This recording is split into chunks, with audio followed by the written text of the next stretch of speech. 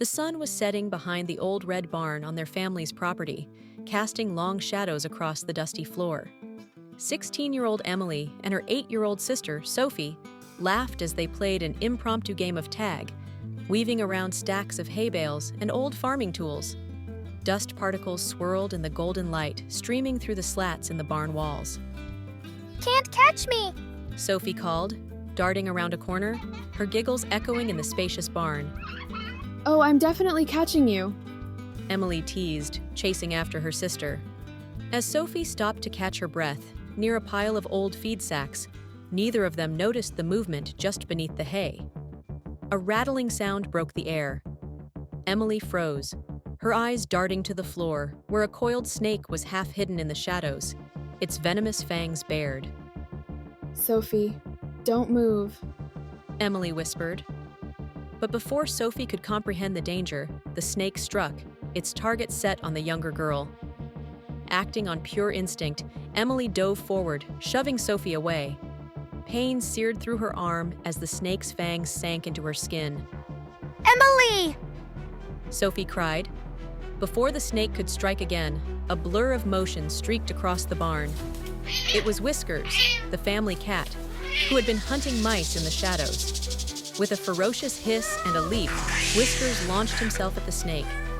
The barn echoed with the sound of hissing, rattling, and furious yowls as Whiskers and the snake clashed in a battle of speed and cunning. Whiskers darted and swiped, his claws glinting in the fading light. The snake lunged again and again, but each time, Whiskers dodged with lightning reflexes, landing blow after blow. Finally, realizing it was no match for the agile and determined feline, the snake recoiled and slithered away into the dark corners of the barn, defeated. Emily slumped to the ground, clutching her arm. Her face was pale, and her breaths came in shallow gasps. You need to get help. Emily gasped, her voice weak. But Sophie didn't run for help. With trembling hands, she grabbed a rag from a nearby workbench, tying it tightly around Emily's arm just above the bite.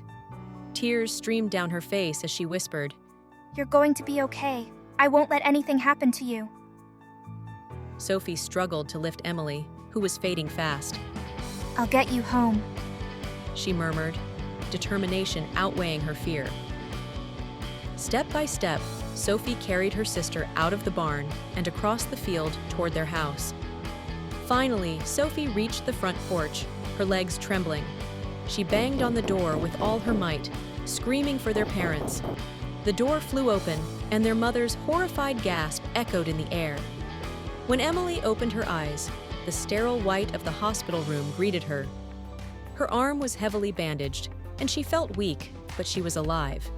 She turned her head to see Sophie asleep in a chair, her small fists still clutching a piece of the makeshift tourniquet.